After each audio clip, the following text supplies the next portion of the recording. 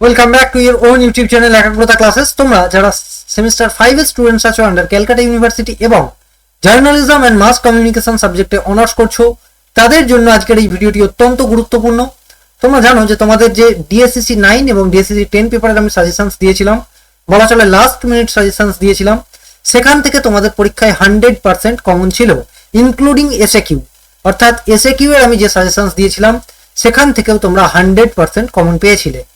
তো আজকে তোমরা সেই জন্যই আমাকে বারবার রিকোয়েস্ট করেছিলে, সেটা আমাকে টেক্সট করে বলো বা ভিডিওর কমেন্টে বারবার করে বলছিলে দাদা আমাদের ডিএসসি 11 এবং ডিএসসি 12 পেপারে সাজেশনস দেওয়ার জন্য।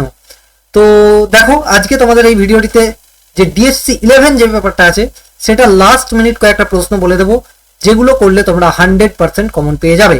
তো এই ভিডিওটিতে আমি বড় কোয়েশ্চেন্সগুলো বলে দেবো এবং একটি সেপারেট ভিডিও করব যেখানে আমি তোমাদের এসএকিউ কোনগুলো আসতে চলেছে সেগুলো আমি বলে দেবো।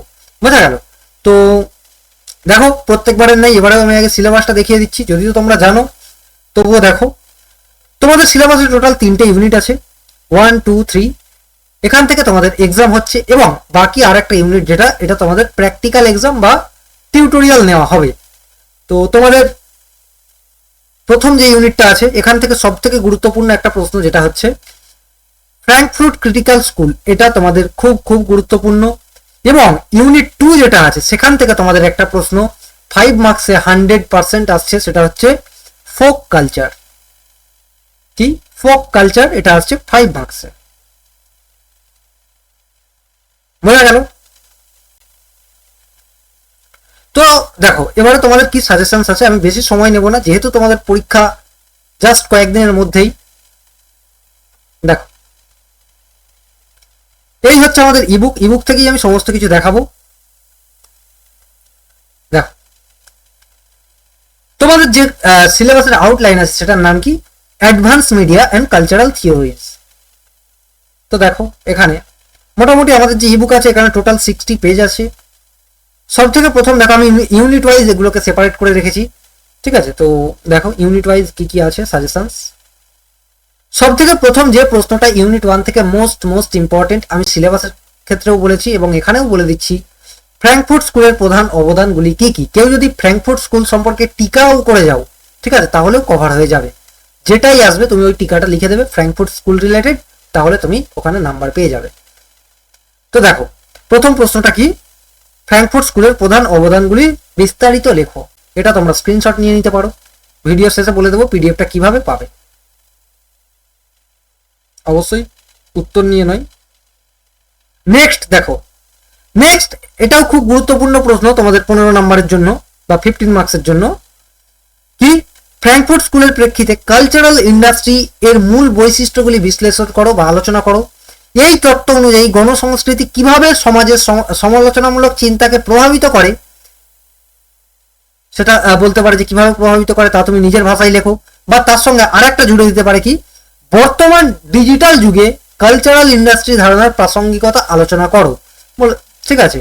তো এই প্রশ্নটাও তোমাদের জন্য খুব খুব খুব গুরুত্বপূর্ণ। যেগুলো স্টার দিচ্ছি এগুলো ছেড়ে যাওয়া মানে কি আর বলবো। বার্মিংহাম স্কুল, জাস্ট এইটা সম্পর্কে একটা টিকা করে যাবে তাহলেই হবে।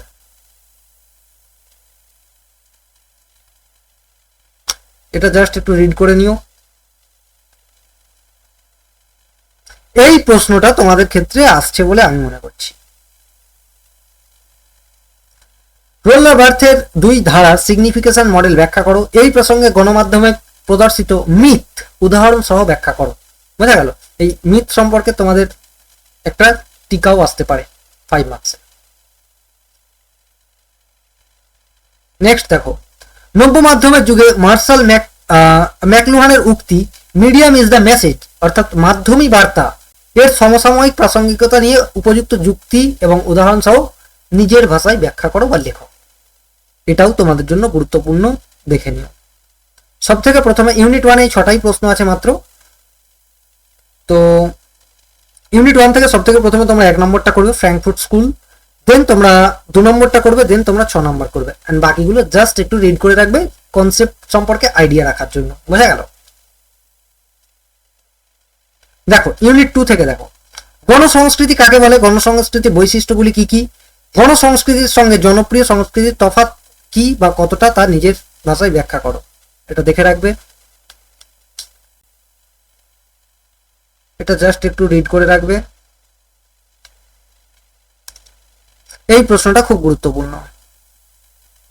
ভারতীয় সমাজের সন্দর্ভে অভিজাত সংস্কৃতি ও লোক সংস্কৃতির মধ্যে উপযুক্ত যুক্তি এবং উদাহরণ সহ পার্থক্য লেখো। Next, just read.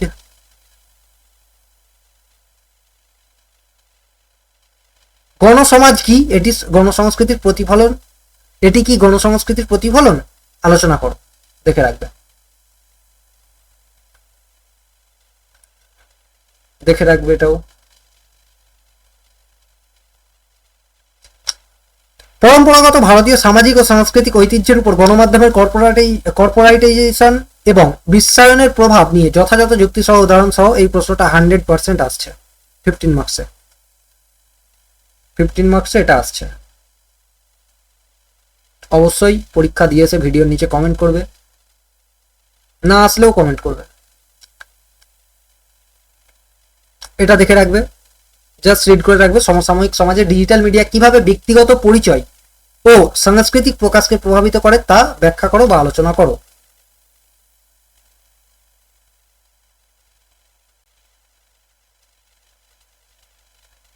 ব্যাস, ইউনিট 2 ও শেষ।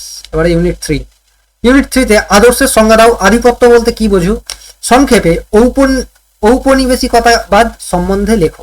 তোমাদের এটা সম্পর্কে একটা টিকা আসতে পারে 5 মার্কসে, এটা জাস্ট রিড করে রাখবে, অতটাও ইম্পর্টেন্ট নয়, এটা তোমাদের জন্য গুরুত্বপূর্ণ। সমসাময়িক সমাজ ও অর্থনীতি বৃদ্ধিতে প্রযুক্তি একটি অতি প্রয়োজনীয় অংশ। প্রযুক্তিগত অদৃষ্টবাদের প্রেক্ষিতে বক্তব্যটির যথার্থ উল্লেখ করে উদাহরণ সহ ব্যাখ্যা করো বা আলোচনা করো।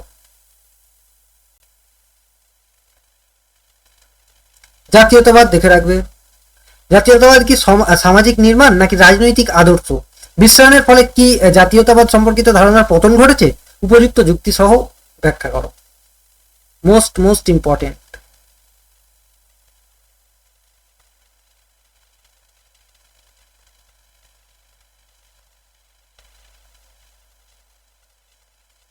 ভারতীয় গণমাধ্যম কি জাতিগত, শ্রেণীগত ও লিঙ্গগত বৈষম্যকে উৎসাহিত করে না নিরুৎসাহিত করে?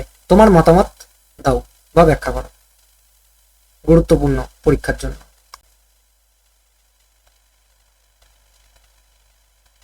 গণমাধ্যমের রাজনৈতিক অর্থনীতি বিশ্লেষণ করো এবং এটি সমাজের ক্ষমতা ও নিয়ন্ত্রণ ব্যবস্থার সঙ্গে কিভাবে সম্পর্কিত তা আলোচনা করো বা তার নিজের ভাষায় আলোচনা করো। দেখে রাখবে।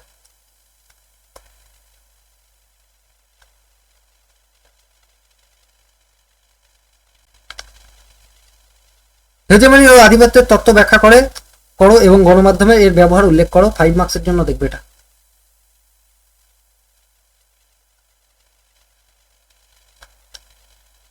পোস্ট কলোনিয়াল তত্ত্বের মূল ধারণা দেখে রাখবে। হাইব্রিড কালচার বা সংকর সংস্কৃতি ধারণা, এটা তোমরা জাস্ট টিকা আকারে করলেও চলবে, ঠিক আছে। হাইব্রিড কালচার দেখে রাখবে, জাস্ট রিড।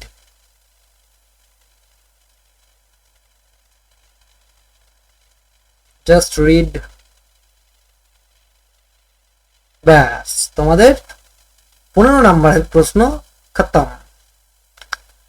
এবার 5 মার্কসের এবং 2 মার্কসের গুলো আমি একটা সেপারেট ভিডিওতে তোমাদের বলে দেবো। ভিডিওটা কেমন লাগলো সেটা অবশ্যই জানাবে এবং 5 মার্কস এবং 2 মার্কসের সাজেশন তোমাদের কি আদৌ চাই সেটা জানাবে। তোমরা জানো, যদি তোমাদের প্রয়োজন থাকে তবেই পোস্ট করবো, নাহলে বেকার ভিডিও পোস্ট করে কোনো সময় নষ্ট করে লাভ নেই, তাই না? আর অন্যান্য সাবজেক্ট আছে সেগুলোরও বানানো যেতে পারে। তো অবশ্যই তোমরা কমেন্ট করবে যদি তোমরা সাজেশন চাও, সেটা কিসের, 5 মার্কস এবং এসএকিউ। যদি চাও তবেই কমেন্ট করবে, যদি না চাও তাহলে কমেন্ট করার কোনো প্রয়োজন নেই। বোঝা গেল? তো আশা করি সবকিছু বোঝা গিয়েছে। এবারে বলবে দাদা পিডিএফটা কোথায় পাবো? তোমরা এখান থেকে মোটামুটি যদি শুধু এই উইথ অ্যান্সার পিডিএফটা পারচেজ করতে চাও, শুধুমাত্র তোমাদের আজকের জন্য, অর্থাৎ আজকে তোমাদের হচ্ছে ফ্রাইডে, স্যাটারডে এবং সানডে, এই 3 দিনের জন্য এটার প্রাইস থাকবে মাত্র 129। মাত্র কত 129। বোঝা গেল? তো আশা করি সমস্ত কিছু বোঝা গিয়েছে। যদি কোনো কিছু সমস্যা থাকে, কোয়ারিজ থাকে, কোনো আমাদের জন্য সাজেশনস থাকে, ঠিক আছে, আরও কি বেটার করা যেতে পারে, সেগুলো অবশ্যই তোমরা কমেন্টে জানাও। অ্যান্ড ভিডিওটি বেশি বেশি করে শেয়ার করে তোমাদের বন্ধুদের জানিয়ে দাও, কেননা জার্নালিজম রিলেটেড তোমরা শুধুমাত্র কন্টেন্ট আমাদের চ্যানেলেই পাবে, পরবর্তীতে অন্যান্য চ্যানেলেও পাবে, সেটা এখান থেকেই কপি করে দেওয়া হবে, এটা আমি আগে থেকেই বলে রাখছি। তো আশা করি সমস্ত কিছু বুঝতে পেরেছো। অবশ্যই তোমার বন্ধুদের সঙ্গে শেয়ার করবে এবং চ্যানেলটিকে সাবস্ক্রাইব করবে। Thank you.